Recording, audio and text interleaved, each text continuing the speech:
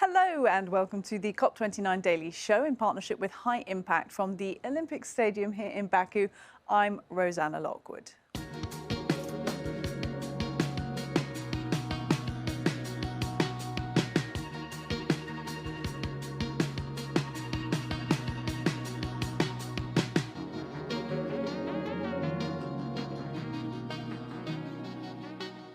Well, today COP is focusing on two themes: energy and on peace, relief and recovery. So let's take a look now at what is coming up on today's show. We'll be asking just why transitioning to clean energy is so difficult. And we'll hear from the director of the International Energy Agency on how to speed up the green transition. We'll also be speaking to refugee Opera Bosca Okot and UN Refugee Agency Ambassador Theo James about the refugee crisis and climate change. Well, today, Max Klimenka is our YouTube reporter out in the Blue Zone. Max, tell us what you've been up to. Hi, Rosanna. How are you? I'm here at the country pavilions, learning everything I can about transitioning away from fossil fuels. A lot of the progress has been done, and I'm looking forward to discovering more about renewable energy and all the progress that's been made there. I've already learned a lot, and you will learn more about it later in the show. Well, one big talking point at this year's COP has been the impact of the American election last week. And today at COP29, a former veteran of that race, former US Vice President Al Gore, was speaking. Famously, you might remember he won an Oscar for his film An Inconvenient Truth that sounded the alarm about climate change. Let's hear what he had to say. The fact that the scientists who predicted all of this decades ago or have been proven dead right should cause the rest of us to pay more attention to what they're telling us now. Do we listen to the polluters who don't want to do anything meaningful that might reduce fossil fuels, or do we listen to the scientists who have been telling us what we need to do? Antarctica, where there is much more ice, you can see the steady accumulation, steady rise of the amount of ice that is melting. The Economist had this cover back in April, a $25 trillion loss predicted by mid-century. In 25 years, 15% of all the housing stock in the entire world at risk. Should that get our attention? When are we going to wake up? When are we going to take action on this? At COP28 last year in the UAE, there was a historic agreement where, for the first time, the world agreed to transition away from fossil fuels. In fact, their use is projected to rise until the end of the decade. But why?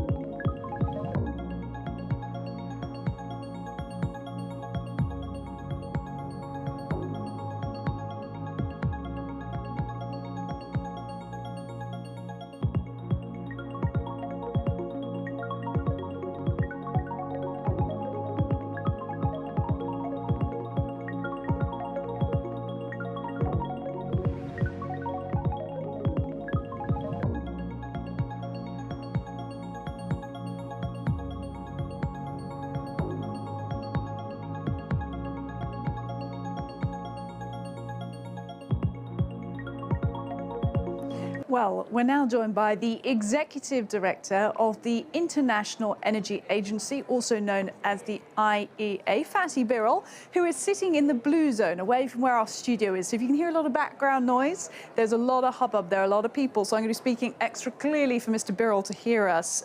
Sir, thank you for making time.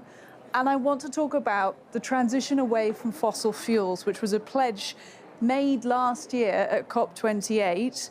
And yet we're still seeing fossil fuel use rising. Is it too soon to be expecting a difference? So if you look at the problem of climate change and the emissions, it is obvious that the emissions coming from unabated fossil fuels is the single most important driver. More than 80% of the emissions causing climate change comes from the use of unabated fossil fuels. They are all important, but if I have to pick up one of them, I would focus on coal, and especially coal in electricity generation. Today, about 1/3 of the entire emissions come from the coal-fired power plants, and it is mainly in developing Asia, across the world, but mainly in developing Asia. And we have two problems here. One, building new coal plants.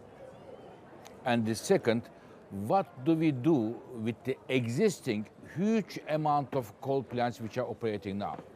For the first one, I see that the appetite of building new coal plants is slowly but surely fading away, mainly in China, maybe one or two other countries. But the major problem is, what do we do with the huge amount of coal plants in the world which are young? There are many, many years for them to retire, and this is the main challenge that we are facing today.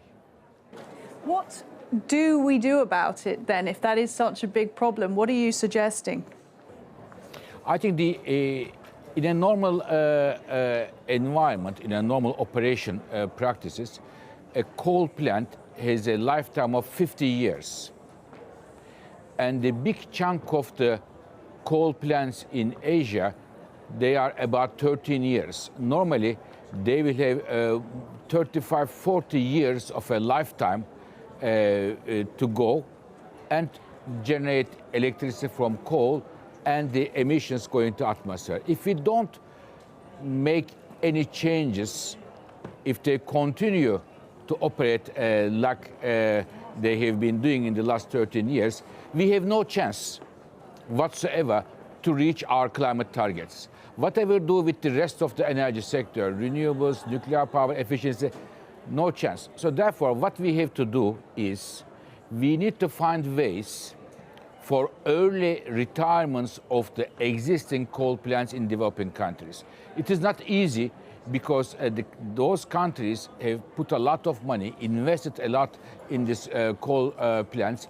They are providing electricity for the developing countries. So the solution is here, in simple terms, the advanced economies and the international financial institutions provide financial and technical support to the developing countries in Asia to incentivize them for the earlier shutdown, earlier retirements of the coal plants. This is the only way that we can think of reducing the emissions coming from coal plants in Asia. So clearly, reducing coal use is one of your key focus points for this COP in terms of getting those emissions down. Exactly. In terms of hope, like you said there, in terms of renewables, the other side of the coin, what are some of the challenges facing renewables, particularly energy storage? So when we look at the renewables, it was the International Energy Agency that suggested for COP28 in Dubai that the world needs to agree for a target of increasing the renewables by 3 times between now and 2030. So 3 times. Now, our analysis show that even with the existing policies, if there are no additional policies come, even with the existing policies, renewables will increase 2.7 times. So very close to the target. This is very good, huge growth coming there.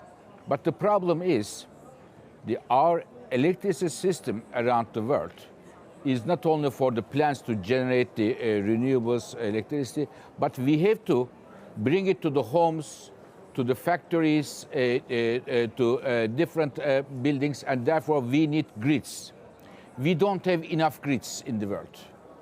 There are lots of renewable projects already finished, but because there are no grids, they are not able to generate electricity. So this is the biggest problem we are facing today in terms of renewables, not having enough grids. And the second one is how do we store, how do we put the renewables aside when there is no sun, when there is no wind, the storage. So it is the reason we are pledging, we are asking the COP29 presidency, and they are supporting this, that the countries are looking at this, building new grids, building new storage facilities to enable the growth of spectacular growth of renewables. This is a call for action going from Baku to the rest of the world, and I really hope that more and more countries will support this call for action. Executive Director of the IEA, the International Energy Agency, Fatih Birol, thank you. Well, coming up after the break, we'll be out and about asking people how they think we should move away from fossil fuels. And we'll speak to a refugee from South Sudan and UN Refugee Agency Ambassador Theo James about the refugee crisis and climate change.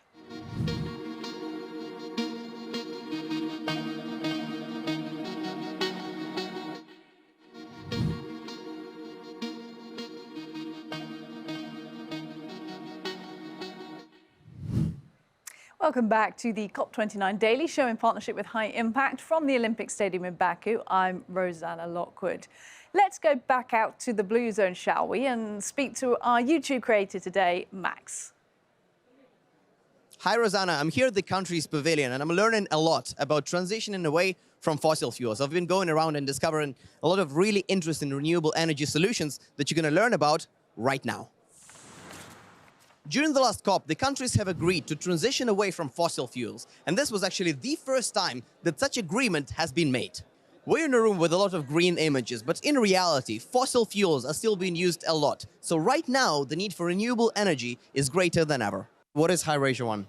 We take water from the Caspian Sea, electrolyzer split it to the water oxygen, and pure H2, it's a green hydrogen. It's a total capacity, it's a 40 gigawatts electricity. These gigawatts, like what does it do in terms of people's lives and their homes?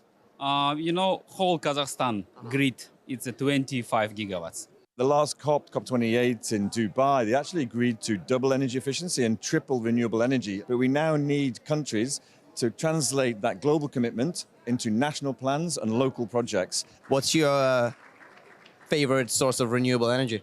Oh, that's a tough one. You gotta have a favorite. I've got to have a favorite. I've probably got to say the sun. So now we're gonna talk about Bruce's favorite source of renewable energy, the sun, to discover the true potential of solar power. Solar is the best solution for the climate change. Solar is the cost-effective. Solar is available all over the places. You can put a roof anywhere where the sun is available, and then you can have the electricity 24/7. When it comes to solar energy, one thing you're gonna need is batteries, which means you have to mine for lithium and cobalt. And the reality is that a lot of it comes from Africa. So Africa holds about 1/5 of the world's reserves. I mean, the effect on our communities in Africa, devastating. These minerals have a great role to play with regards to developing these communities, if they are well developed and used for the communities, but that's not the case in Africa. One thing that is certain at this COP and actually at all the other COPs is that it's very complicated. But this is why all of these countries and delegations are here, to find solutions to get us to the greener world.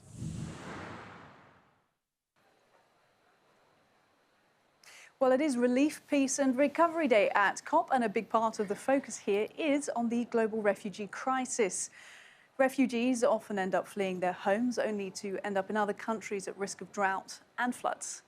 With me now in the studio are Apira Bosca-Okot, who's from Southern Sudan, and Theo James, actor and UN High Commission on Refugees Ambassador. Both of you, very good of you to make time for us. And, you know, we want to really bring to our viewers an idea of this link between refugees and climate crisis as well. And Apira, talk to us, because you fled from Southern Sudan to Uganda in 2017, I believe, began building a new life for yourself in Uganda. Tell us a bit about that. Everybody could hear gunshot and violence, you know, as it was civil war. So many people died instantly, of course, when civil war happened. And that was mainly directing, cause of my, reason for me to flee the country to come to Uganda. When I grew up in a refugee settlement and starting life afresh, because when you start a life afresh in a refugee settlement, you need to, you rely on environment that is the most available resources that you easily adapt your life to it. We also have to use land to cultivate, because we know the UN emergency response policy is after maximum of 9 months, refugees are, expected to adapt to, a different option of lives. They have to find food for themselves.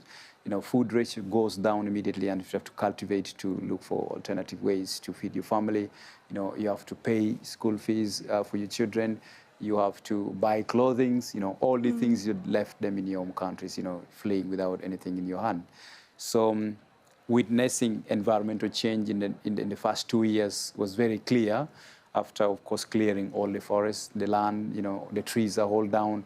The crops, the land that you keep cultivating from becomes less fertile.